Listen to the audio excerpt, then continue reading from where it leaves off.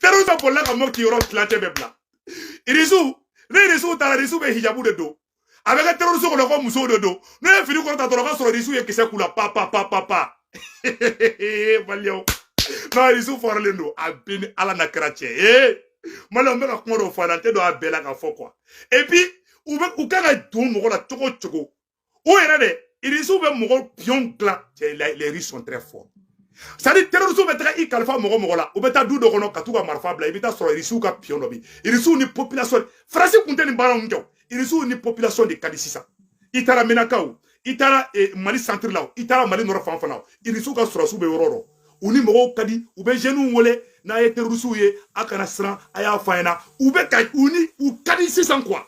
C'est ça. Terrorisme est dabali bana. Terrorisme pour le Irisu des populations bé. Ne terrorisme tari kalfaso mi wala dugu be je o ka soro minena ku bolo torobi ku siri ku da ku pa de be gosi katu bla kasola. Terrorisme minena ni kle flani u ta be fala communiquer la terrorisme minena ni mun fagara ka chafo ka faga. A benana na krati. Donc ana soro ni Irisu be ka explode ka teso nda be fo quoi. Ça dit que terrorisme est dabali bana. Ni terrorisme tara ku beta attaquer ke oromina. Uni mo ka parce que ni a ye terrorisme fana kun bɛ ka fɛrɛ an ma mɛ n'o sɛgɛrɛ fɔ an ɲɛna bi terrorisme kun na taa dugu o dugu la u bɛ musomanin dɔw de nɛgɛn u bɛ ka jeune dɔw nɛgɛn ka to ka wari dɔw d'u ma Irisiw fana bɛ ko tɛgɛnigi kelen de kɛ ni terrorisme ye 1000 di mɔgɔ dɔ ma Irisiw bɛ n'o yɛlɛma k'o kɛ 20,000 ye ko joli dir'e ma ko y'o ka dɔgɔ sa ko n ye 20,000 di e ma dun Irisiw bɛ taga u bɛ jeunes wele sisan terrorisme mana taga kuma mɔgɔ fɛ i bɛ taa sɔrɔ Irisiw ka radar bɛ yen o dugujɛ dɔrɔn terrorisme bɛ minɛ terrorisme yɛrɛ ja tigɛ kojugu u bolila u ye dugu bɛɛ bila u bɛ ŋaɲaŋɔnɔŋa la sangoyi u tɛ se ka foyi kɛ bilen u bɛ misɔrɔninw bɛ siri u bɛ hijabuw bɛ don ka buntenin da u kan terrorisme yɛrɛ dabali bɛɛ de ban n bɛ ka cɛ walayi n bɛ ka kuma min fɔ a bɛɛ prévu bɛ bolo mais fɛn dɔw bɛ yen et puis ne ye fitinin dɔrɔn de fɔ dɛ Irisiw bɛ ka terrorisme kɛlɛ ni tɛgɛnigi min ye n bɛ ka n ye fitinin dɔrɔn de fɔ dɔw bɛ olu ye secret ye n t'olu fɔ mais n bɛ ka nin yɔrɔ ninnu dɔrɔn de fɔ a ka faamuya quoi donc Faransi ɲɛ b'a la ale mana terrorisme bila ka na cɛ Mali sɔrɔsiw b'o naji cɛ u bɛ boli ka taga tuguni c'est pour cela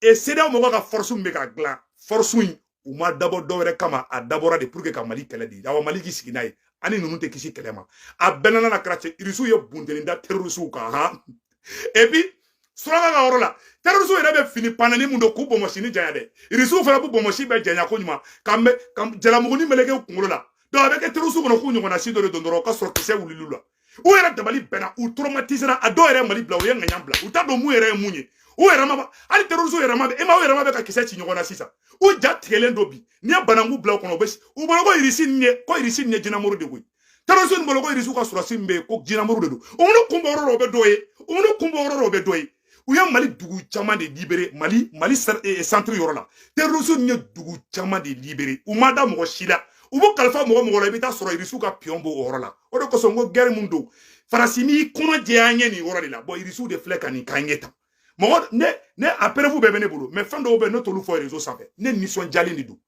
et an bɛɛ ka Asimi dɛmɛ baara in bɛ ɲɛ cogoya min na bilahi nin ye tare de n bɛ ka tiɲɛ de fɔ an ɲɛna aw bɛ ka c'est à dire ko dɔw bɛ kɛ terrorisiya baara bɛ yen ani banditisme bɛ yen est-ce que tu vois bandiw bɛ yen terrorisiw bɛ yen mɔgɔ dɔw bɛ yen u bɛ marifa ta ka taa bi mɔgɔw kan olu tɛ terrorisiw ye dɛ terrorisiw kɛ ni bilama terrorisi tɛ Mali kɔnɔ bi dɛ maliyɛnw b'a fɔ bi jeudi 8 décembre 2022 terroriste tɛ Mali kɔnɔ dɛ ayi a bɛɛ Mali bila Asimi tilara ka baara la pewu terroriste kelen a tɛ Mali kɔnɔ banditisme de bɛ yen dɔw bɛ yen zone ani mɔgɔ fagala o ni terroriste fana tɛ kelen ye est-ce que mɔgɔ bɛ ka faamuya par exemple ka bɔ Bamakɔ ka taa Kita bandi dɔw bɛ mɔgɔ kunbɛn sira la o bɛ k'ale Amérique yan an b'olu kɛlɛ mais mun ye terroriste yɛrɛ ye wala tilancɛ bɛɛ u y'a bɛɛ faga a dɔw ye wa dɔw bolila u sentɛgɛ na fo ɲame u ko k'olu tɛ ka foyi faamuya terroriste ko n'u kɔfilɛ dɔrɔn k'u bɛ Irisi dɔw kɔ u dabali banna u traumatisera u t'a dɔn u bɛ fɛn mun kɛ bilen quoi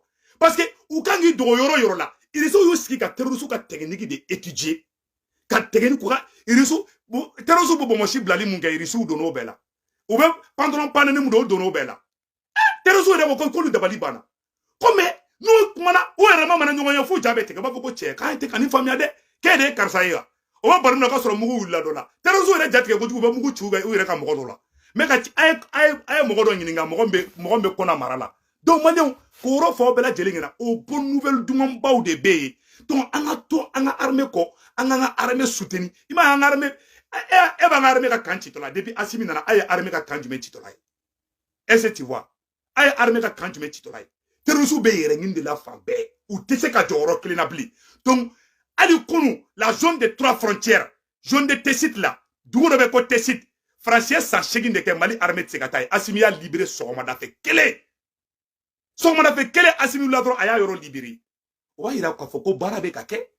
D'où que mes chegin ko bel libéré. Ça veut dire que l'armée est en train de monter en puissance. Mali o de ko son angan tege di nyogoma. Angana soni fanga ngabi. Angana son majugu ka gere fanga ina. Ni femu mayanga fa Assimi na angana dugala. Ni femu mayanga fo de angana dugala de alna mada Assimi anga fa ina. Mais irisu ka technique tiens era la ko terrorisme ko irisu be fambe ko c'est ko irisu nte woklo de c'est dine muru de te nous ko flo doro ube bomo si jando u boloku nyo na si do doro ka soro ki se wuli ga tula ubu era ngini o mo era mama na nyo na blende ay confusion de créer ça dit irisu ye confusion de créer terrorisme era man nyo nche u ta do be sans fo be duguma u bebe ka yoro bla sisa u be ka ta Burkina fana be ka tugu faga yinno. Bon, Mali ni Burkina Faso frontière là, dugu munu bo la, on ferait ka jigu ka chogo, be ka jigu kai. Anga aradaru, ambe ka Burkina fenge. Sado Kamara bora Burkina, amate me semeni flaka.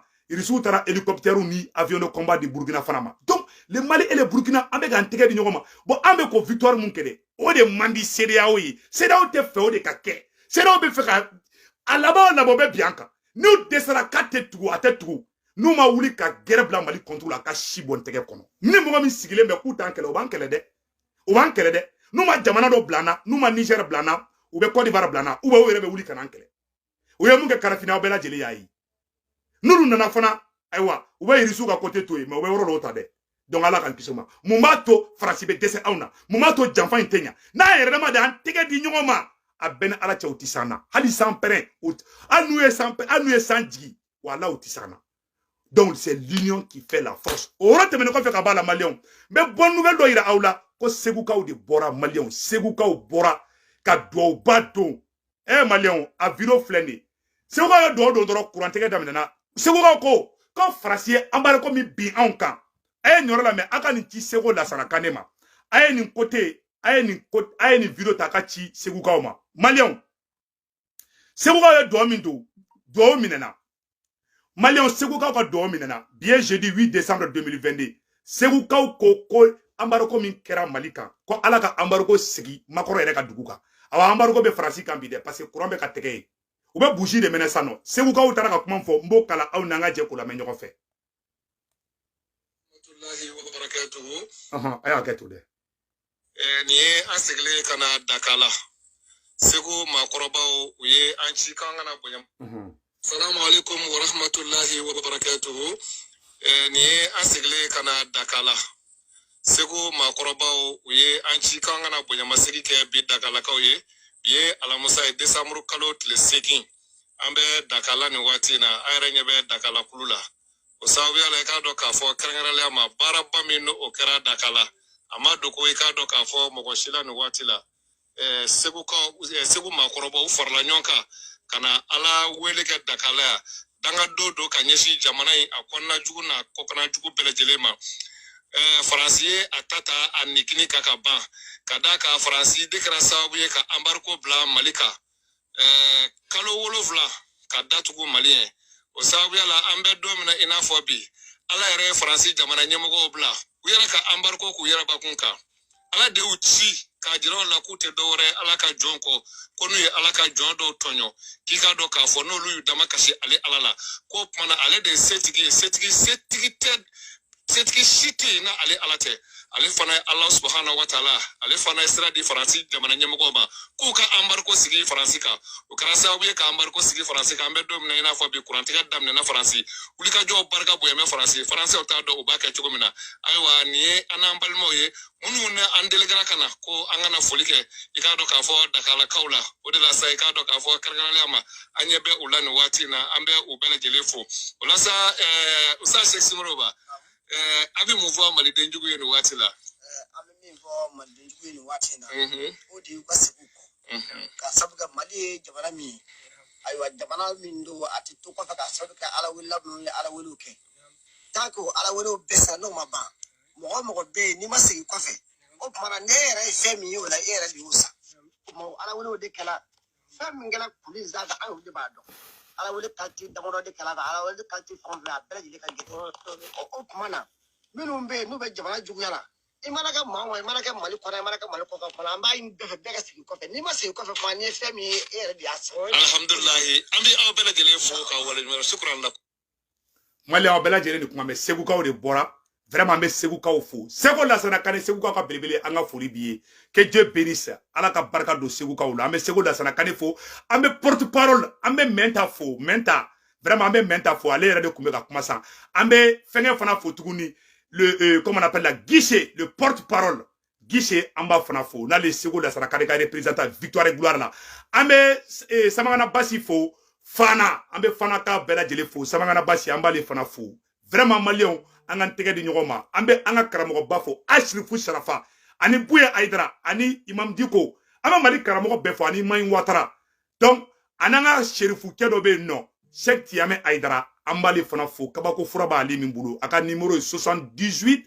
78 0303 ni mɔgɔ mago bɛ furudimi fura ni jabɛti fura la a y'ale wuli maliyɛnw o tɛmɛnen kɔfɛ ka b'a la an bɛna don an ka nouvelle tɔ kɔnɔna na sisan ko an balimacɛ nuhu tɔgɔ de minɛna maliyɛnw an bɛna don o yɔrɔ kɔnɔna na maliyɛnw k'an balimacɛ nuhu tɔgɔ de minɛna k'a sɔrɔ mamala y'a ka plainte retiré dɛ o y'an balimacɛ nuhu sogo minɛ k'a dabɔ k'a humilier mais an tɛ kuma jugu fɔ Mali justice mɔgɔw ma ni ye provocation de ye pour que u ka mɔgɔ wɛrɛ la sɔrɔ an bɛ mun fɔ président Assimi ɲɛna i ka coup d'état kɛ i bi assumer n'i yɛrɛ assumer ni maa minnu bɛ nin baara la Bamakɔ kɔnɔna u mite k'u bila ka taa dugu wɛrɛ la sinon u b'i ka transition goya mɔgɔw ye e kanubagaw tɛ se ka taa kaso la président Assimi c'est pas bon ni maa ma ko Assimi yɛrɛ de ye justice ye an kana ɲɔgɔn nɛgɛn koyi ni lahara tɛ o dugu tɛ diɲɛ dugukolo in kan ko la justice est indépendance nkalon kuma de don Assimi e yɛrɛ de ye justice ye an ka tiɲɛ fɔ Amérique yan ni président ko k'i bɛ bila i bɛ bila mais an bɛ mun ɲɛf'i ɲɛna président Assimi an b'i fɛ quoi mais nin ko ninnu e de bɛ se ka nin ban an m'a fɔ ko président Assimi ka wuli ka taa fɔ a ye nuhu tɔgɔ bila an m'o fɔ dɛ maa minnu bɛ nin ko in kɛra nin double G in kɛra u bɛ ka dabɔ ka transition de déstabiliser u ma bɔ Bamakɔ i k'u t'u bila fɔ Kayi ou bien ka t'u bila fɔ an yɛrɛ ka dugu la Kita taa n'u ye Kita n'u taara Kita bɛɛ nana cɛ u t'a kɛ Kita programme pokera n'i taara Kita i bilahi talahi ni degelen i bɛ ko dɔ la i b'a dabila Kitakaw tɛ blague dɛ ha wagati min na Sam Silima tun bɛ ka mɔgɔw don kaso la Kitakaw de bɔra ka programme ta tɔgɔma k'a bunte k'a neni k'a zɔn k'a ko bɛɛ fa ma awa sɛ ma b'a fa kan ayo programme minnu bɛ nin baara la aw bila ka taa Kita aw bila ka taa an ka dugu la Kita bilahi talahi u b'a dabila bon a ko ɲɛdɔnna nin bɛ kɛ Bamakɔ de a ye dɔ bila ka taa Kita ban a ye k'u bila ka taga Kayi yanfan ninnu fɛ ani dugu wɛrɛw la donc o de don ka ɲɛfɔ aw bɛɛ lajɛlen ɲɛna an ye communication teliman dɔ sɔrɔ k'a fɔ maliyɛnden bɛɛ lajɛlen ɲɛna an ye communication teliman dɔ sɔrɔ an ye communication teliman dɔ sɔrɔ mun ye an balimacɛ ka côté fanfɛla ye ko chers camarades et l'ensemble des forces de changement vous êtes conviés à une réunion extraordinaire ce samedi 10 décembre 2022 à partir de 16h au siège de CPM de Dr Alaï Bokoum à côté de Malitel. Compte tenu de l'importance de l'ordre du jour, votre présence est vivement souhaitée. Que Dieu bénisse le Mali, Taïrouba. Maliens, en bela de l'engagnons soro, samedi do. En tant que blé, ou bien que bingani wale ta kanyesi, maman be transition fait, maman be ka farasi kele. Oro ko so asimingi mango farasi infiltrer l'embika justice là. Wuli ki jo atoyani chayara. Le maire de Sitakili au fleur kasola. Ade mamango kele me ka tabla kasola. Binganu be ka chaya. Ikaranye quoi. Ala angani fo mana. Bon ina ngona suda CDO bi profiter de la. Am plein ni mun ke quoi. Al ni kuma infoli hali ka fo réseau ka manini walai ala. Al ne kan plein kwa siminga ni man ya manini. Ne sekene dro anga fo dugula. Mais avec un choco dume. A été contacté direct ta oni mo che. Bon, angani ba o deme Mali kanun koso. Mais aya o jogo changer quoi. Avec un munke. Ni Sara ibe teme masongendo la o de biti ka burusi. Ambe de kelenye quoi. Angana o ko nke quoi. Anta anna tata o kande de panta o don ambe ni farasi ko kelena. Awamba o fe Mali ko de la. Anta o fe ka o chekan awante ka o nyini fona kamba o yego ka bijoudi mo ma. Voilà. Amuso bambo ambe munya fona ko kadanye Mali ko de do. Amba o deme Mali ko de la. Pas plus pas moins. Donc ni be nya fe I deme bagaw I no le ka contacter aka ko do glandi jukoro.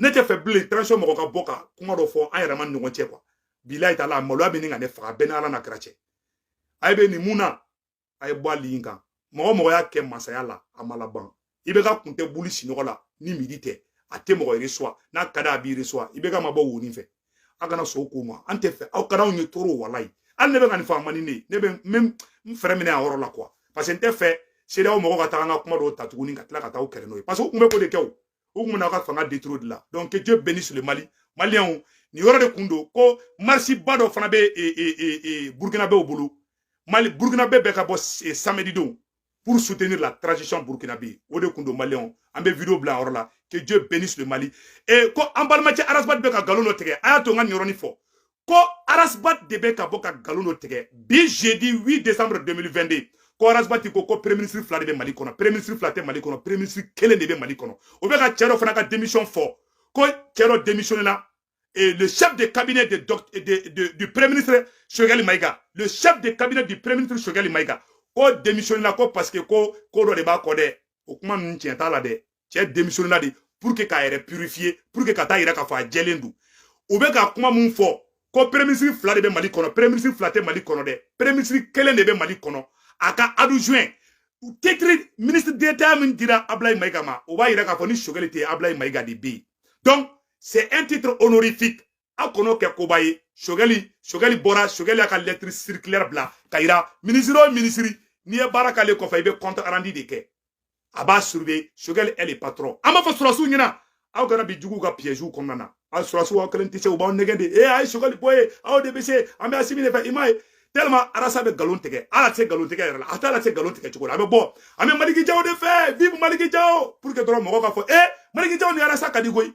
cɛ an fana an ye maraka ye cogo an fana b'an yɛrɛ kalama sa a y'a dilan ko mɔgɔw c'est à dire ne bɛ Arasa lajɛ ne bɛ yɛlɛ de quoi an yɛrɛ ka n tɔgɔ yɛrɛ fɔli dabila n ka bi journée kana taa goyana parce que ni Arasa tɔgɔ hali tɔgɔ min daminɛ ye ara dɔrɔn ye n'i y'o fɔ bɔ i da kɔnɔ dɔrɔn kuma tɛ Arasa ma dɔrɔn i ka journée bɛ goya i da n yɛrɛ bɛ tila ka taa n da kusukusu ka seliji ta sa pour que ko dɔ kana sɔrɔ Lansana Sima a y'i muso furu kana to Arasa ka to ka taga foli bila i muso la dɛ donc a ɲɛfɔ bɛɛ lajɛlen ɲɛna vraiment an bɛ transition in kɔ k'a fɔ Asimi ɲɛna Asimi n'u y'i nɛgɛ k'i kelen bɛ se u bɛ ka dabɔ k'aw bila ɲɔgɔn na bi a bɛɛ nana cɛ on est une équipe an yɛrɛ ma kana ɲɔgɔn kɛlɛ dɛ a yɛrɛ n'a taara kɛ ni siɲɛ tɛ mɔgɔw taara u ka kɔtɛbaje daminɛ dɔrɔn bilahi talahi ninnu bɛ taa intervention militaire la contre la awa ni ninnu ma tila ɲɔgɔn na hali bi dɛ kɛlɛ ma hali daminɛ que Dieu bénisse la transition a y'aw da ka sunɔgɔ premier ministre kelen de bɛ Mali kɔnɔ